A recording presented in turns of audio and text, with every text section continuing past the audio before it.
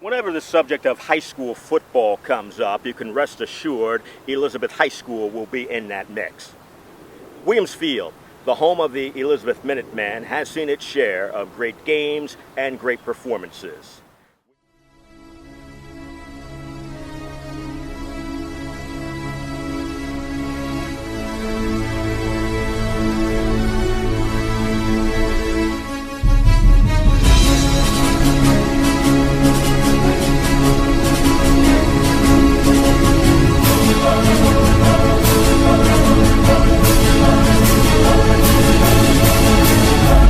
This is EHS Illustrated.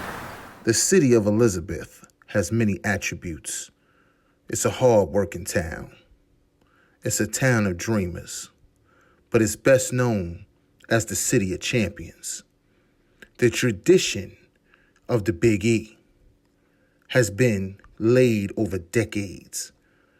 From the foundation of the 60s and 70s with greats like Gil Chapman and Rodney Carter and others, to the pure dominance of the 80s with the Jackson brothers, Todd Bowles, and others, and the outright agility and flashiness and athleticism of the 90s with greats like Al Hawkins, Quentin Spotwood, Hakeem Stewart, and the great Coach Moore.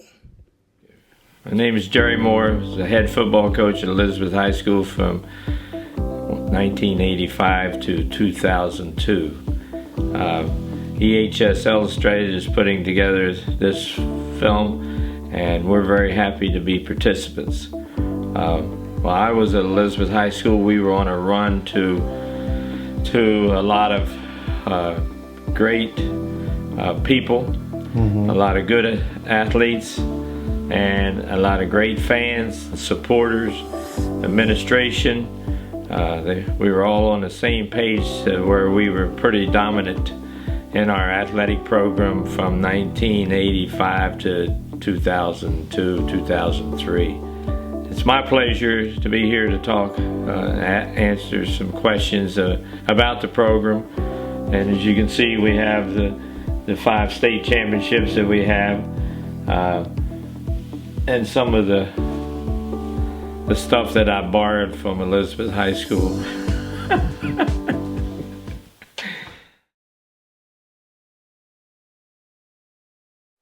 How do you feel about the city of Elizabeth? How do I feel about the city of Elizabeth? I grew up in the city of Elizabeth. I lived in Elizabeth for 53 years. I always thought it was a great town. You know, it was, well, it was a big city. Everybody kind of knew each other. I mean, as you grew up, you were all in different neighborhoods. You know, I grew up in the Bayway section. They were all different neighborhoods, and we all came together once we got to Thomas Jefferson High School, which of course now is Elizabeth High School. So, it was Elizabeth, I think, was, is, and always will be home, and always my favorite place. I'm a big fan of the city of Elizabeth. I think that in the stretch that I was there, we had a great programs. We had great coaches, and everybody was on basically the same page, and we made things happen. We had a lot of kids that were 3-sport players. They weren't playing just one. A lot of them played 2 sports, and we just rolled. It was a great experience. I was very fortunate to be able to put together a great football staff, and very fortunate to have some of my former players come back to join our staff, and to have a bunch of outsiders that came on our staff that had a very successful experience during the years that they were there. Elizabeth it was a very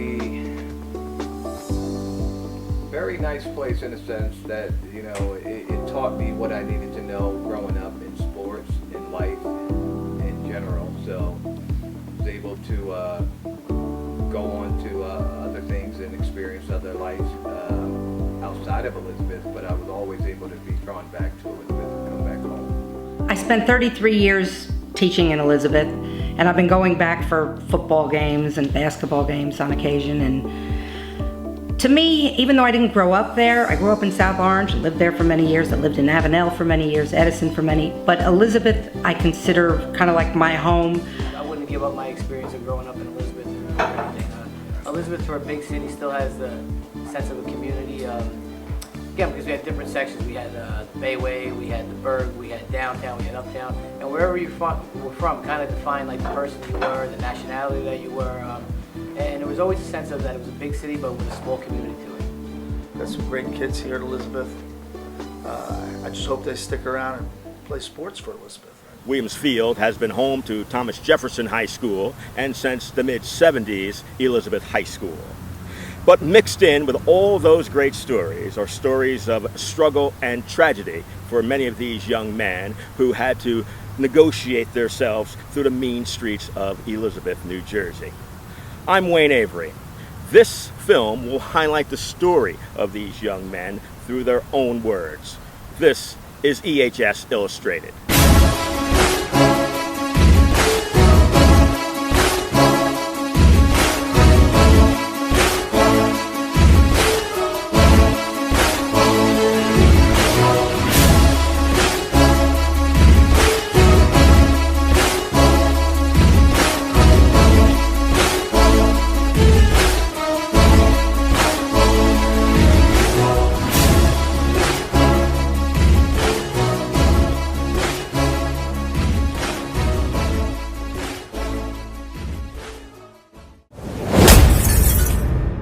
Down here on the field here at Caruso Stadium, Minutemen have just won the finals of the section championship, the North Jersey Section 2. I'm here with Coach Jerry Moore, and Coach, it's just a fantastic football game today. Well, hey, we figured it was going to be, a great football game. They hung in there tough. They came back on us. And our kids, they didn't let them have the one, and we got them in there and did a heck of a job. I'm so happy for the kids because they've worked hard. They've worked hard all year, and they really deserve it. They really deserve it. The tradition of the Big E is hard work, perseverance, and winning.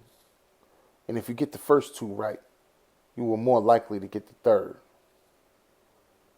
But now, let's take a look back at where it all began.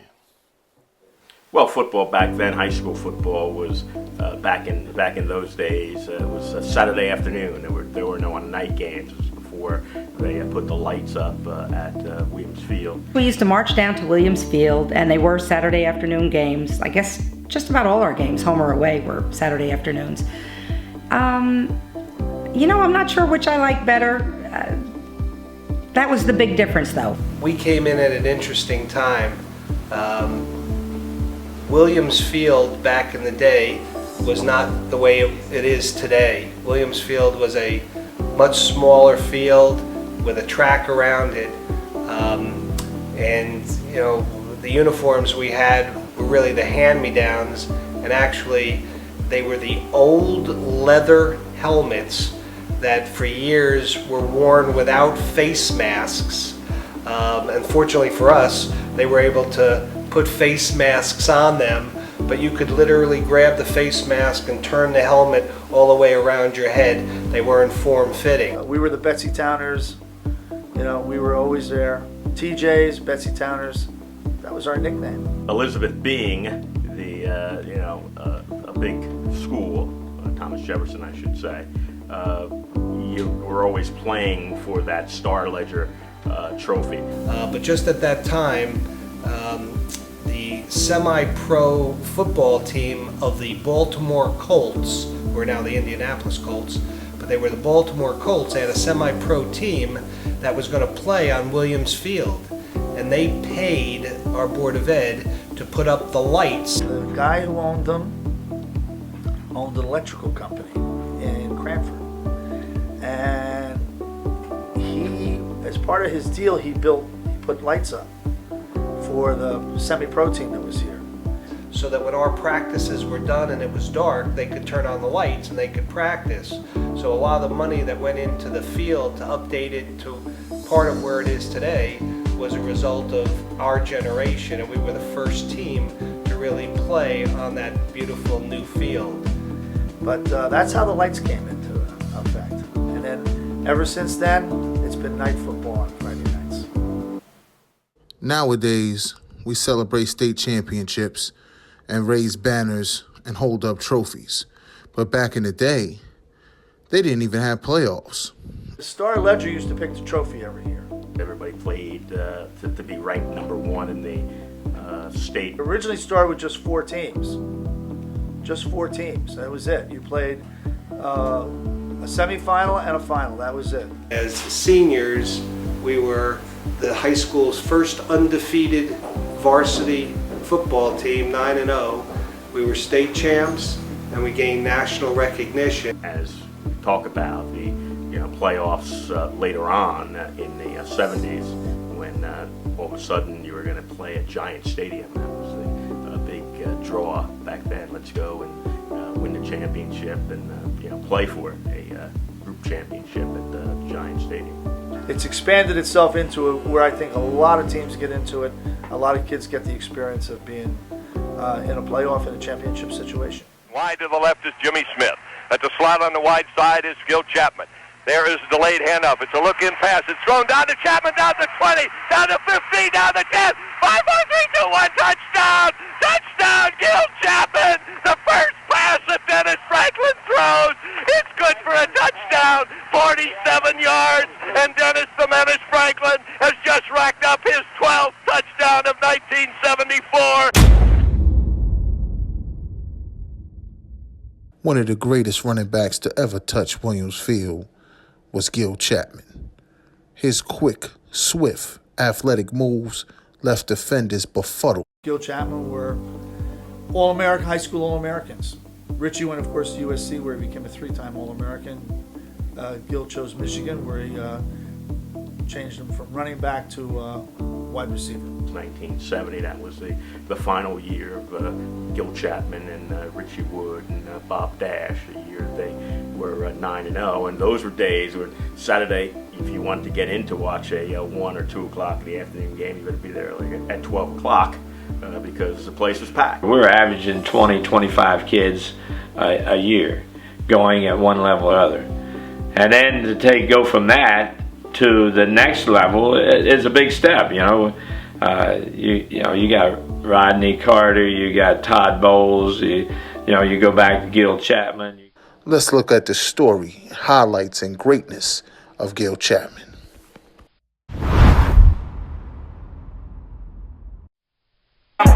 Old dude met mom, it was on. Then he named me over a phone. Prison term, live and learn, sip and serve with my vision blurred. Take this cup of reality in the earth. When you start from the bottom, you can see the top. So when you get to it, don't let them see the spot. Next thing you know, you're looking for a rent sign. Upper echelon, we skip line. I remember reminiscing in the kitchen like, I wonder when them Braves gon' win it. I wonder when them Falcons gon' get here. Pyrex vision made more than I ever made with DTP this year. Tired of living day to day like every day is alright. Every night just one thing on my mind. I'm just waiting on that moment. Waiting on my moment. You say, oh, you got that? Oh, hell no, next time that's mine. As long as I stay hustling, I'm gon' shine. I'm just waiting on that moment. Waiting on my moment. Just waiting on my moment. Bad, so I'm showing it.